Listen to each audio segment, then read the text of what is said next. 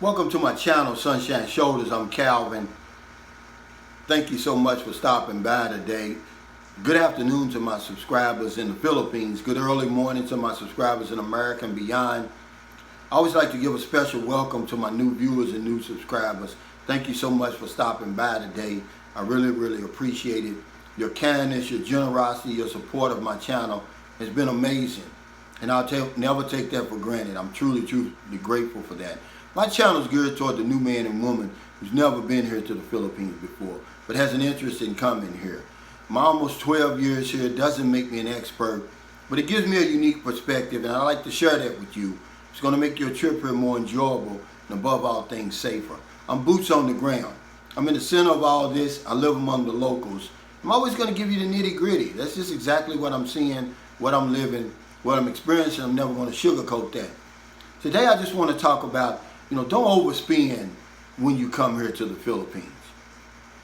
And I'm going to give you some tips on how to avoid that, some things to do. But before we do that, it's mid-February, guys. Excuse me. And it's getting close to the Philippines reopening. If they say the second half of 2021, they're talking like late May, early June. So I want to remind you of some things that's very important for you to be mindful of right now as we move closer to opening up over here. The first thing is the STEP program. I say that over and over, man. It's very important that you sign up for that. It's free. And it's just a smart travelers enrollment program. It's for U.S. citizens and U.S. nationals traveling abroad. It gets you in contact with your local consulate and embassy. All right, just in case there's an emergency, they need to find you and get you out of there.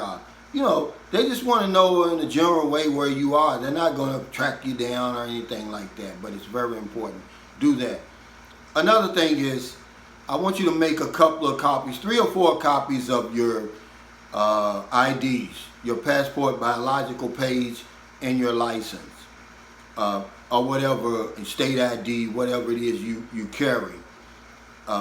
Because that's what I want you to carry around with you. I don't want you to carry your original documents. Okay? Even though if you lose your passport or stolen, the United States government, they will replace that. But what they'll do is they'll give you a temporary one to make it back. And then you'll have to refile all over again. Okay, and that's a pain in the butt. So when you go out, you want to carry these copies with you, because my mother always told me I never leave the house without ID, and I got that from my mother. She always taught us that, because there's always cases of mistaken identity and etc. So leave your passport and your real ID at home. Buy you one of those sling bags that everybody wears over here. Don't carry around a wallet. If you are going to have money, keep it in your front pocket and kind of spread it around like one of my subscribers said.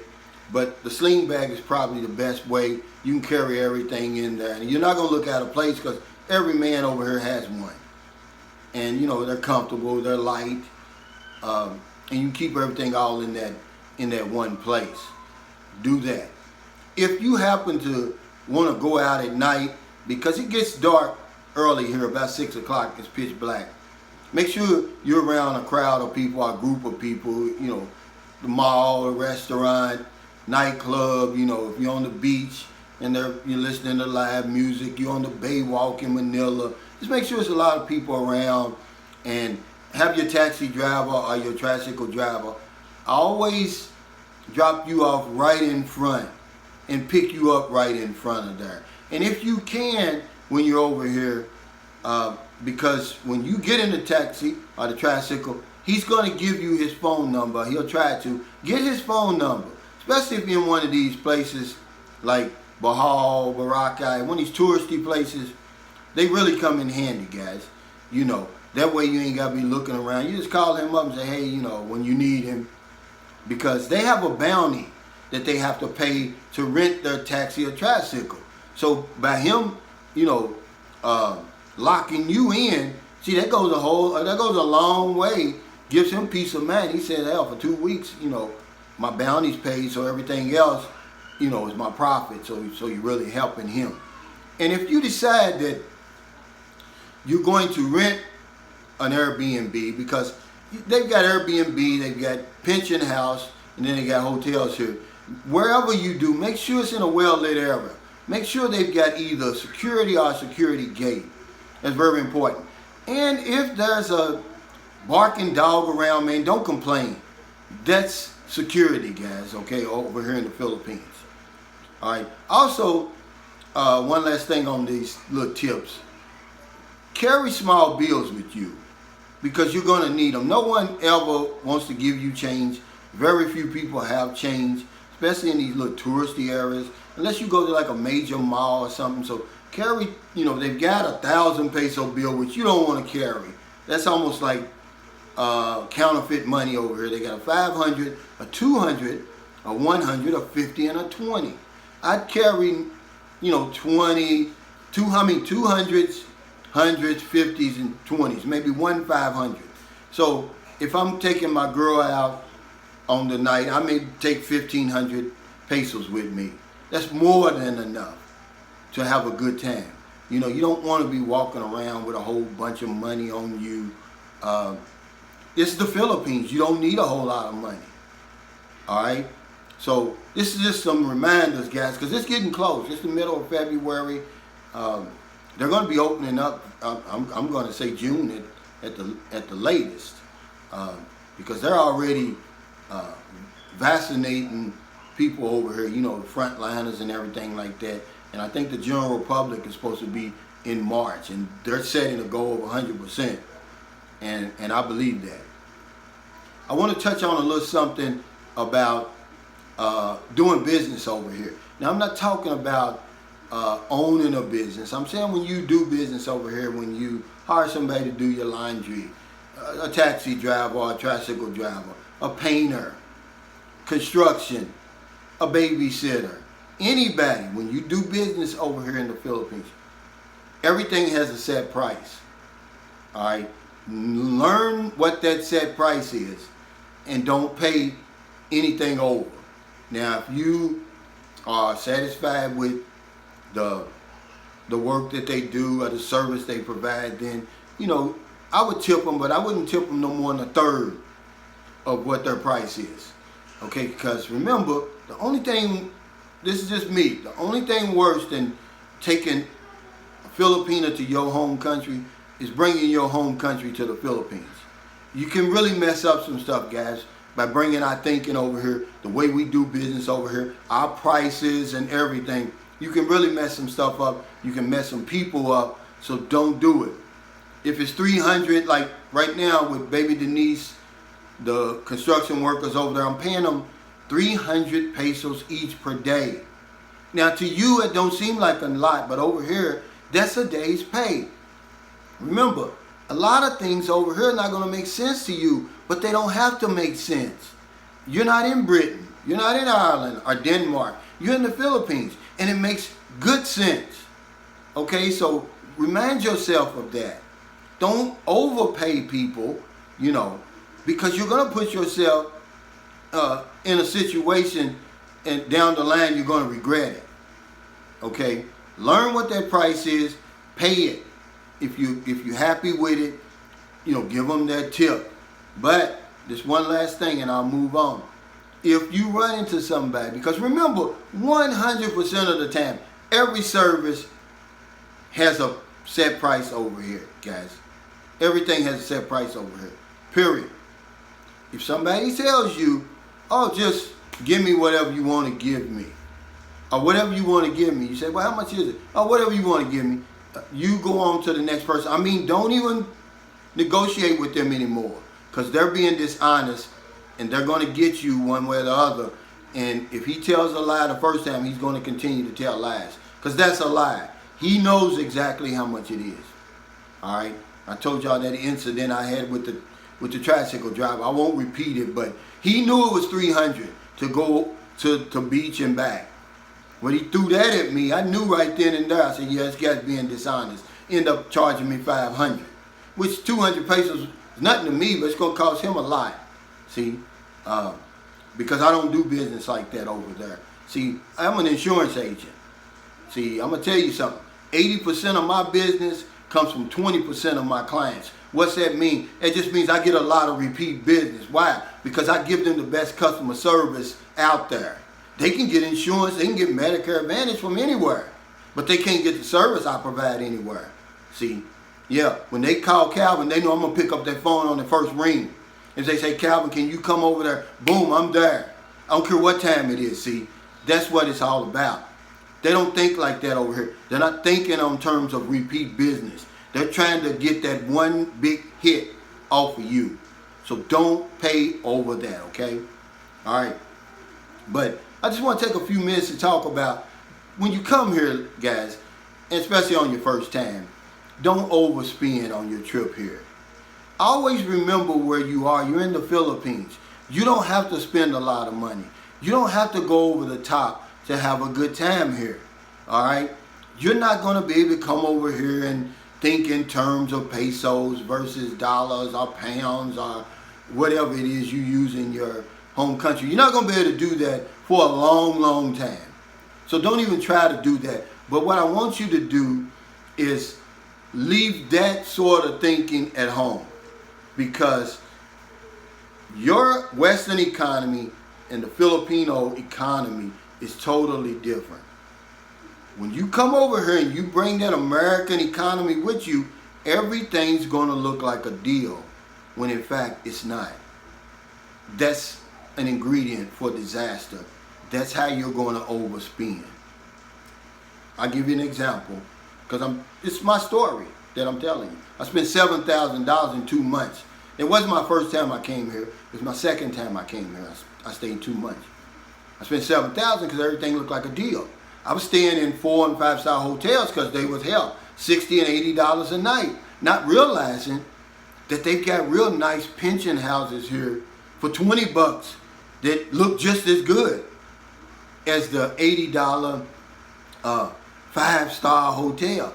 Had the swimming pools, the whole 9 yards. See? Also, they had Airbnbs then, but I didn't know anything about it. So everything looked like a deal to me. If the taxi driver said, sometimes, in Cebu, if they see you with the girl and, you say, well, how much is it to take me to the Tops and back? He'll throw out a crazy figure like, $2,500. Well, see, you're going to start doing that conversion in your mind, and you're going to say, oh, it ain't number $50. Well, yeah, let's do it. When in fact, the price is $800. See? So, as soon as you can, what I want you to do is ask your girlfriend. Remember I told you about that set price when you're doing business here? You want that set price. You want to know that. Ask her, even if it drives her crazy, anything you get ready to buy, say, what's the price for real on this? How much does it really cost to get up there? Because a lot of places here, they don't have an entrance fee. It's like the fancy nightclubs in the States. They don't have entry fees because they know when you come in, their clientele is going to spend. And it's like that in the Philippines. A lot of the places that you go to, they're not going to charge an entrance fee. They may ask a donation or something like that. Okay, because they know you're going to spend money. Okay, but you're going to have to learn how to compare apples to apples instead of apples to grapefruits. You bring that Western economy over here, man, it's like a grapefruit over here compared to an apple. It's nothing compared to what you're used to. It's not going to make sense, guys, over here. A lot of the things. And it's not supposed to make sense. What you're paying for stuff over here. You're going to be like, oh, man, this is a deal. But it's really not, because you don't know the value of the peso. I'll give you an example. Because it took me a long, long time to think in terms of the peso versus the dollar. Hell, I've been coming here on and off for 12 years. I would say it took me about 8 or 9 years to do it. But I'll give you just a quick example. Okay, we were at Gesano Mall the other day, and just looking at some bikes, because I'm going to get me a bike, but I'm not going to pay $14,000 for a bike, which is what they wanted over there, and almost $15,000 for a bike. Well, my girlfriend's daughter, her tuition, her high school tuition, she goes to a private high school over here. It's 15,000 pesos per year. So you see what I'm saying? You got that 15,000. So what are you going to spend it on? Are you going to buy the damn bike? Are you going to pay for the tuition? You see, now I can compare apples to apples. And that's what you're going to do over here. It's going to take you a while. You're not going to be able to do that on your first 2 weeks. But your girlfriend can help you. If you ask her, you know, what's the price of a meal for two typically in the Philippines? Don't think in terms of, you know, when you're in America, oh, $40. Man, for $40, you couldn't eat the food over here. It would be too much. You understand? Then you're going to have all that food left over. You're going to waste it. The other night, me, John, my girlfriend, and his girlfriend, we went to eat at a nice place. Ate all that we could eat. John drank 3 beers. You know, it was 1,400 pesos. It was about a little bit over $30. Okay? And I'm talking about, I couldn't have put one more French fry inside my stomach. I was stuffed. This is 4 people. See, for 2, it's not even going to be that much. You know, the guy sent us some money, so we weren't going to cheat him. We wanted to just, you know, spend as much of it as we could. But that's what I'm trying to tell you. Yeah, you may end up, you know, you may think, oh yeah, when I take my girl out in America, it's only $40, and that's good. But over here, man, $40 is a fortune. That's another way you're going to overspend. See, hotels, food, see, 2 big things, transportation, you're going to overspend. You know, like I said before, if you can, try to hire you a driver or a tricycle driver. Only for the times you really need him. You can just call him up. It's going to save you a lot of money because, okay, Mavisa Gardens, where I always tell y'all to stay, that Airbnb over there, and it runs anywhere from $20 to $40. See, depending on if you get a studio, 1 bedroom or 2 bedroom. All right, but if you go from there to Ayala Mall, SM Mall, or one of the big malls because it's closed, it's going to cost you about 200 pesos. It's about $5. If you do that, you know, a couple of times, I'm going to tell you, man, them taxis in those big cities, man, at the end of the day, you're going to look up and be like, man, I spent $25 on taxis. Man, that's a lot of money over here. It's like 1,250 pesos. See, you don't want to do that. That's overspending. You know, those are the 3 main things you're going to overspend on. Your accommodations, the food, and your transportation. But if you know, listen to what I'm telling you to do. Number 1, you go with that Airbnb, man. I don't care what your budget is. If you got a high-end budget, man, you get you a higher-end Airbnb. It's going to save you a whole lot more money than that airport. I mean, that hotel. The food, okay, listen. A lot of times when you cook your own food, that's one reason I like the Airbnb. It's not going to be cheaper all the time, but at least it's more sanitary, the conditions. You know who's touched your food. You know who's cooking it. See, you can't put a price on that. Okay, that's number 2. And number 3, you know, if at all possible, use public transportation here because it's good, man, believe it or not, under normal circumstances. Stay out of them taxis, man. And if you do get a taxi, go ahead and hire you one. See? And that way, you know, there's no meter running. See, you know, you may give him, you say, hey, look, I'll give you 1,000 pesos for the week, you know, instead of 1,000 per day, because you're going to easily add up that money, guys. So I just wanted to give you a few tips, and I'm going to talk some more as we get closer to really opening up. But those 3 things really is what's going to stop you from overspend, is what's going to cause you the most problems and more likely you're going to overspend. Your accommodations, your food, and your transportation. Okay, and of course, you know, your girl. You're going to have to spend on her, guys. So already budget for her. Budget at least 500 pesos a day for her. You know, because you're going to have to buy her everything. She ain't going to have nothing when you get here. She's not going to have underwear. She's not going to have bras. She's not going to have shorts. She's not going to have flip-flops. You're going to have to buy a lot of that stuff. So budget that too. Okay, but wait till you get over here to buy that stuff. Bring a couple of things from your country, but wait till you get here because it's a lot cheaper.